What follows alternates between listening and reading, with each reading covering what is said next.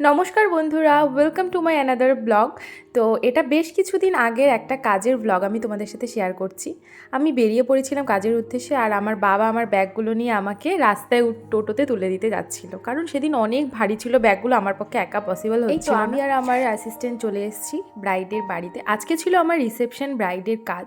তো অনেকক্ষণ আগে আমরা চলে এসেছিলাম, ব্রাইডের কিছু রিচুয়ালসের কারণে ওরা বাড়িতে ছিল না, ওদের আসতে লেট হয়েছিল। অনেকক্ষণ বসেছিলাম, তারপর চলে আসলো। দেন আমি ছটাফট দেরি না করে বললাম তুই ক্রিম্পিংটা কর, দেন আমি শুরু করব। ও ক্রিম্পিং করে দিল, তারপর আমি শাড়ি র্যাপিং করে স্কিন প্রিপারেশন শুরু করে দিয়েছিলাম। আর এই গরমে তো ওয়াটারপ্রুফ মেকআপ ছাড়া কোনো মতেই পসিবল না মেকআপ স্টে করা। তো আমি স্কিন প্রিপারেশনের সময় অ্যাজ এ প্রাইমার কিন্তু ম্যাজিক ড্রপ ইউজ করেছি। বেসিক্যালি গরমের দিনে যত মেকআপের লেয়ার এবং স্টেপ কম থাকবে তত কিন্তু স্টেটা বেশিক্ষণ করবে, মেকআপ লং লাস্টিং বেশি হবে।